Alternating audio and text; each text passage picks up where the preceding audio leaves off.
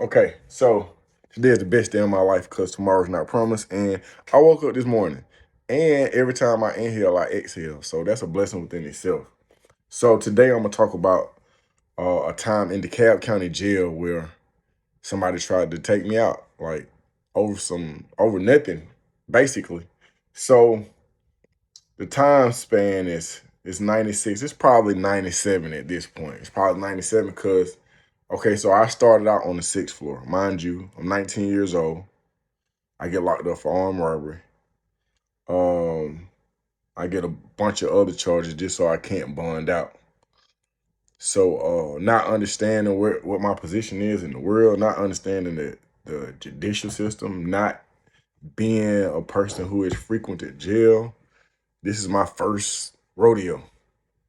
So along with going back and forth to court and just being being captive, um, it caused a whole lot of frustration, man. I got into a whole lot of fights. I won some, I lost some. And I'll touch on some of those and some of the relationships that I have or had with some of the guys that I got into situations with. So at this point in time, man, I'm like, I'm on some nonsense. I'm on some nonsense, but it's some other people that's really on some nonsense. So I'm fighting, and at this point,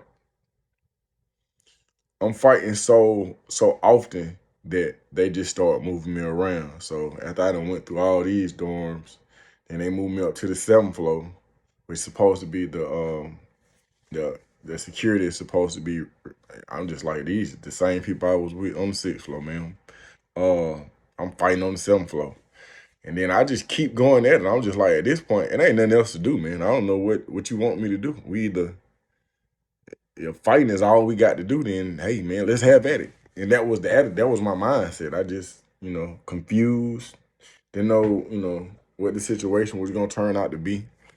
So I'm on the eighth floor, and the eighth floor is different because it's 23-hour lockdown.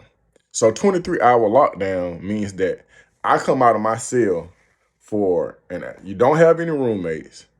Um, you got this flap. They feed you. You in the cell. Everybody get an hour. When you come out for your hour, you use the phone if somebody's still picking up, and you take your shower. Ain't no red call, ain't no none of that, ain't nothing. You're going back in the cell. So I come out one day and I hop on the phone. Hop on the phone. While I'm on the phone, it's a dude. I ain't gonna say his name because he had a real big case at that particular time. And I think that him and some juvenile had then chopped some lady head off over by Clark, no, Central by Central. So so this dude had a real like he was just a noise maker, man. He just like, you know what I mean? I ain't know him personally, but like while he was out on his time, it was just all types of shenanigans going on, bro. I just, it is what it is. So while I'm out for my little 60 minutes, he like, hey, Shawty, he beating on the door. Hey man, tell them folks I cut myself. So like with me, man, I still, even at that particular time, man, I was just staying out of people's business, bro. I don't have nothing to do with you cutting yourself. You probably should have found a better time to cut yourself. I'm not telling nobody nothing because when I go tell the police that you committed suicide or you cut yourself, first thing they're gonna do is lock me down. Hey man, I'm not losing my little 60 minutes because you ain't really trying to kill yourself. You cutting right there and you cutting right there. You ain't cutting the veins. You got these things all of them down your arm. This is something that you do on the regular. And maybe you are suicidal. Maybe you did kill yourself. But now ain't the time for you to kill yourself because I'm not going to the door. So when I didn't go to the door, I guess he was just like, bet, bet. So about 2 days later, I ain't really paying it no mind. 2 days later, I'm sitting in the cell. So mind you, I'm going through it because my child, who's 25 now, had been born while I was sitting in the county jail. And as a father, like as a real father, man, that thing had me by the guts, man. I just like, and then I had a little baby picture up on the wall, pictures of my people up on the wall, man. And I was just trying to create whatever kind of peace I could. So my flap is open. So I'm sitting on the bed. No, I'm sitting at the little desk and I'm writing. And then I hear somebody come by my cell, and then I just hear this splash in my room. And when I hear the splash in the room, I'm like, man, that's dude, man. Somebody then, somebody then, they done doo-dooed in the cup and then mixed it up with mustard. And man, and just splashed it in my room over all my stuff, man. And look, man, I have done some real thugged out things, man. I have done a lot of stuff. But playing in my doo-doo and fixing it up and splashing on somebody, man, that ain't never been my thing. And I had never heard of it until that particular time. Well, I had heard of it, but I had never experienced it.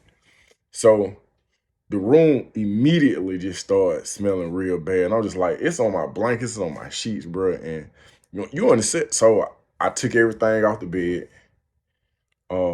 I did what I could with taking the sheets that didn't have doo-doo on them and just like using that to wipe the feces up off the wall or whatnot, man. But I didn't really have no chemicals in my room, man. So I took what I could. I took the toothpaste and tried to mix it with some water and just try to get the smell up out of the man so I could get some chemicals. Cause you're on the 8th floor, man, and this the disciplinary dorm, so you ain't got a whole lot of nothing going on. So I figured my man had something to do with it, and he had a bunch of flunkies, man. I don't know where they came from, and I couldn't identify them because you can't see nothing in that mug. So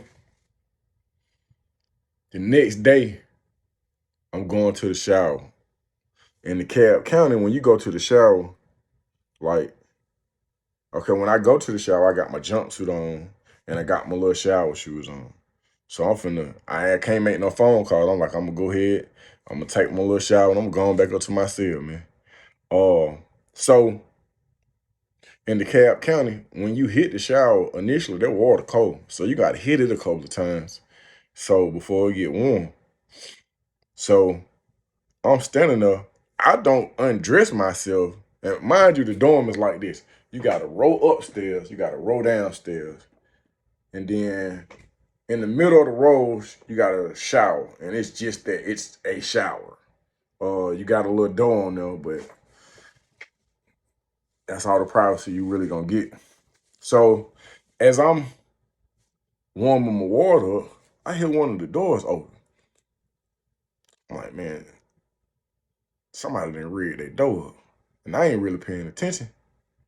But I see a dude. I ain't gonna say the dude name. I'm gonna give him a nickname. I'm gonna call him Poo Poo, cause I think he the one who threw the doo-doo in the room. I'm gonna call him Poo Poo. So Poo Poo come around there. Poo Poo like 6'4".